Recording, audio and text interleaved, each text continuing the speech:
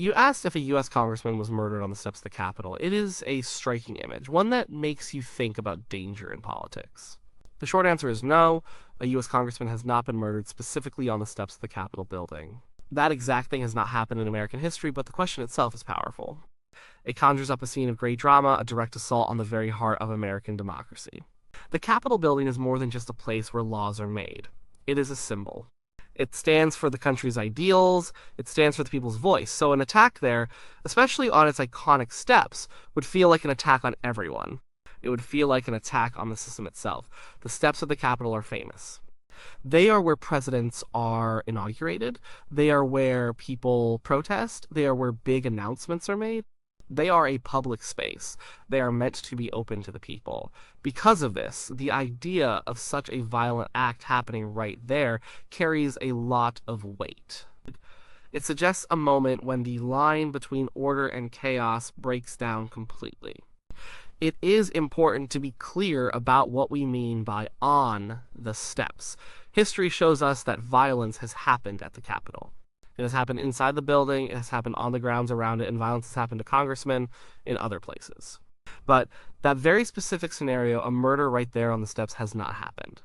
This distinction matters for historical accuracy. We want to be precise about these things. Still, the fear behind your question is real. The idea that someone serving in Congress could be killed while doing their job, especially in such a public and symbolic place, points to real concerns about safety and political tension. So, even though the exact event you asked about didn't happen, we can look at other times when violence touched Congress or the Capitol. We can see how close things came. We can understand why someone might ask that question. We can explore the history of political violence in America. And we can think about how the Capitol building, a symbol of openness, has also had to deal with threats. These stories help us understand the risks that come with public service and the challenges of keeping a democracy safe. We will look at some of these moments now. While no congressman was murdered on the specific steps of the Capitol, something very close happened inside the building. This was a long time ago in 1890. It involved a man named William Talby. He was a representative from Kentucky. He was a Democrat. This event was a big shock to the country back then. It showed that even in the halls of Congress, personal fights could turn deadly. Talby was shot inside the Capitol. This was not on the outdoor steps, but it was in a very public hallway right near the House chamber. This was the place where members of Congress walked every day. It was a place of work, of debate, of public life. For violence to happen there, it really shook people. The person who shot Talby was named Charles Kincaid, and Kincaid was a former journalist. He had worked for a rival of Talby's. There had been a long-running feud between the two men. It was a very personal and bitter fight. Kincaid had written some very harsh things about Talby in the past. Talby felt that Kincaid had slandered him. He felt Kincaid had hurt his reputation. On that day, Talby saw Kincaid in the Capitol building. They started to argue. The argument quickly got physical. Talby was known for being a bit hot-headed. He was a strong man. He started hitting Kincaid. He beat Kincaid with a cane. He hit him pretty hard. Talby was the first one to start the physical fight. Kincaid then pulled out a pistol. He shot Talby. The shot hit Talby in the neck. It was a very serious wound. Talby did not die right away. He lingered for a few days, but the injury was too severe. He died from the gunshot wound a few days later. This was a huge scandal. A sitting member of Congress had been shot and killed inside the Capitol building itself. It was almost unbelievable. Kincaid was arrested. He was put on trial. His defense was that he acted in self-defense. He said Talby had attacked him first. He said he feared for his life. The jury believed him. Kincaid was acquitted. He was found not guilty. The whole event was a grim reminder. It showed that even in the most important buildings, people could still bring their personal quarrels. And those quarrels could lead to terrible outcomes. Back then, security in the Capitol was very different. There were no metal detectors, there were no armed guards at every door, people could walk in and out much more freely. Congressmen were much more accessible. This openness was part of the problem. It allowed a personal feud to play out in a very public, very dangerous way. The death of William Talby was a unique moment. It was a time when a congressman was killed directly due to a confrontation right there in the Capitol building. It highlights a period when political life, and life in general, was sometimes more raw, more prone to direct physical conflict. It did not happen on the outdoor steps, but it happened just feet away from where decisions affecting the whole country were being made. It showed that the threat of violence, even murder, against public officials was very real, even in the heart of government. While William Talby's death was close to the Capitol's heart, other members of Congress have faced violence or even death in very different places. These stories show that danger to politicians is not new. It takes many forms. It happens for many reasons.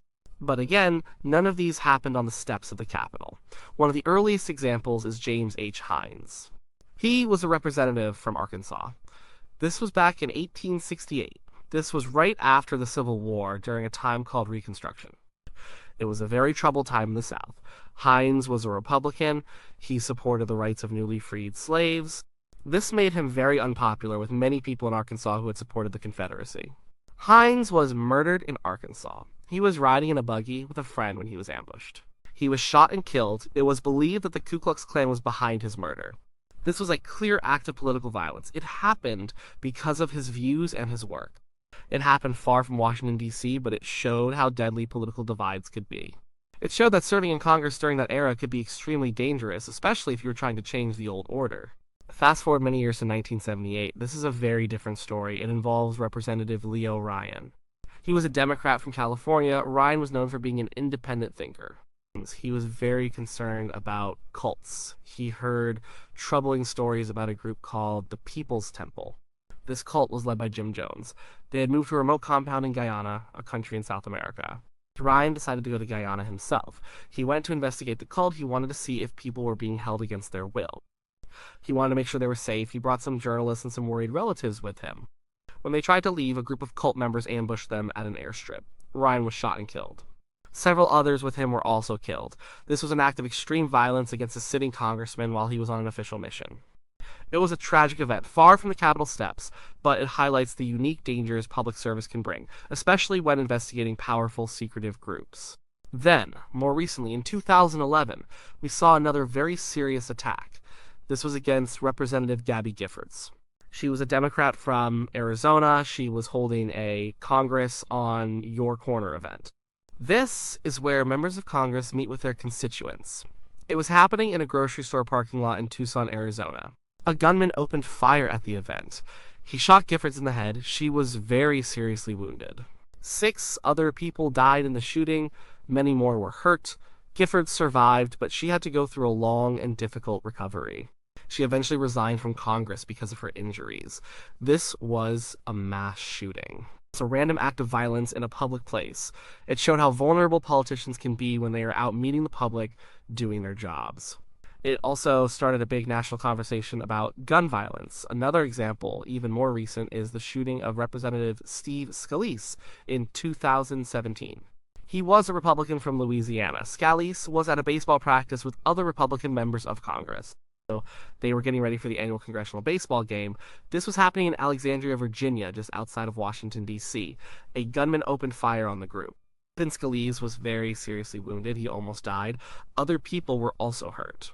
The quick response by Capitol Police officers who were there saved many lives. This was an attack motivated by political hatred. These events, spread across history and geography, paint a clear picture. Being a U.S. Congressman can be dangerous. Threats come from different places. They come for different reasons. They can be about political views, about personal feuds, about cults, or about random acts of violence. But in all these cases, the violence happened away from the specific steps of the Capitol building. It underscores how important it is to protect those who serve, no matter where their duties take them. The Capitol building itself has seen its share of violence, even if a congressman was not murdered on its steps. The history of the Capitol's security is a story of learning from these incidents. It is a story of trying to balance public access with the need to protect the people who work there. In the early days, the Capitol was very open. People could walk right in. There were almost no security measures. You could stroll through the halls. You could often just walk into a congressman's office. This openness was seen as part of democracy. It showed that the government belonged to the people. William Talby's shooting in 1890, which we talked about, happened in this very open environment. It was a time when a personal feud could spill over into deadly violence inside the nation's most important building, because security was so loose. Things started to change, slowly, after some serious incidents. One of the most shocking was in 1954. A group of Puerto Rican nationalists opened fire from the visitors' gallery inside the House of Representatives chamber. They had hidden pistols. They just stood up and started shooting. 5 congressmen were wounded. Luckily, no one died that day, but it was a huge wake-up call. It showed that the threat was real. It showed that people with political motives could bring weapons into the very heart of the legislative process. After this, security measures started to get tighter, but still, it was a slow process. Later, in 1998, the Capitol saw another tragic event. A lone gunman, Russell Weston Jr., managed to get into the building. He was mentally unstable. He shot and killed 2 Capitol police officers. These officers were guarding a security checkpoint. Officer Jacob Chestnut was killed at one entrance. Detective John Gibson was killed trying to stop the gunman inside. The gunman was eventually shot and apprehended. This incident showed the bravery of the Capitol Police. But it also showed that the building was still vulnerable. It showed that even with some security, a determined individual could cause great harm. After this, security was further reviewed and strengthened. More checkpoints were added. The number of police officers increased. And then, most recently, we had the attack on January 6, 2021. This was a day that really shook the nation. A large crowd of protesters marched to the Capitol. They wanted to stop the certification of the presidential election results. Many of them broke through police lines. They breached the building, they poured inside. This was an unprecedented event. People died in connection with the attack, including a Capitol police officer who later passed away, and several protesters. But no congressman was murdered on the steps during this event. The attack exposed deep divisions in the country. It also showed that even with modern security, the Capitol could be overwhelmed. The images of people inside the building, in offices, in the chambers were stunning and alarming. After January 6th, there was a huge debate about security. More fences went up, more police were deployed. The debate was about how to keep the building safe, but also how to keep it accessible to the public. It is a very hard balance to strike. The Capitol is not just a building, it is a symbol of a free and open government. But it is also a target. So the security around it has had to adapt over time. From almost no security to metal detectors to armed officers to stricter visitor rules. Every time an incident happens, the security measures change. The goal is always to protect the people and the place, while still making sure the government can do its work and be somewhat open to its citizens. The Capitol has changed a lot from its early, very open days to the highly secured complex it is today. Each act of violence, whether inside or on the grounds, has pushed these changes forward. So let's come back to your original question. Was a US Congressman murdered on the steps of the Capitol? The answer, as we have seen, is no. That specific dramatic event has not happened. It is important to be precise about history. No congressman has been killed right there on those famous steps. But that does not mean the Capitol or the people who work there have been safe from violence. Far from it. We looked at William Talby, who was shot and killed inside the Capitol building itself. That was a direct attack on a lawmaker, right in the seat of government. It was very close to the spirit of your question, even if not on the exact spot.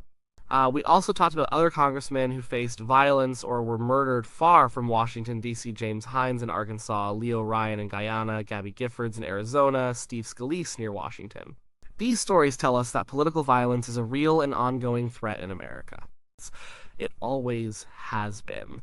The distinction between on the steps, inside the building, or elsewhere is key for historical accuracy. But the underlying fear, the concern about the safety of our elected officials, that is very real no matter where the violence happens.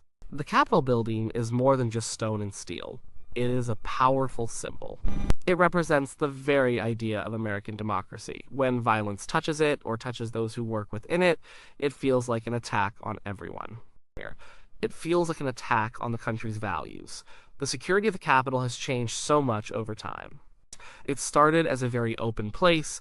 Anyone could walk through its doors, but over the years after shootings and attacks, it has become much more secure. Metal detectors, armed police, barricades, visitor centers, these are all responses to real threats. It is a constant battle to find the right balance. You want to protect people, but you also want the government to be open and accessible to the public. That is a hard thing to do. The idea of a congressman being murdered on the steps of the Capitol evokes a powerful image. It is an image of democracy under direct attack. While that exact scenario has not played out, the history of the Capitol and of American politics shows a consistent struggle against violence. It shows that the work of governing and the public square itself can be dangerous places. This ongoing story of threats, security, and the very real dangers faced by public figures is a reminder. It reminds us that peace and stability in a democracy are not just given, they have to be protected. They have to be worked for. It is also a call to remember the importance of respect in political discussions. When divisions run too deep and anger takes over, the risk of violence, even in the most sacred places, grows. So, no, the exact event you asked about did not happen, but the underlying concerns it brings up are deeply rooted in our nation's past and present. They remain important lessons for all of us.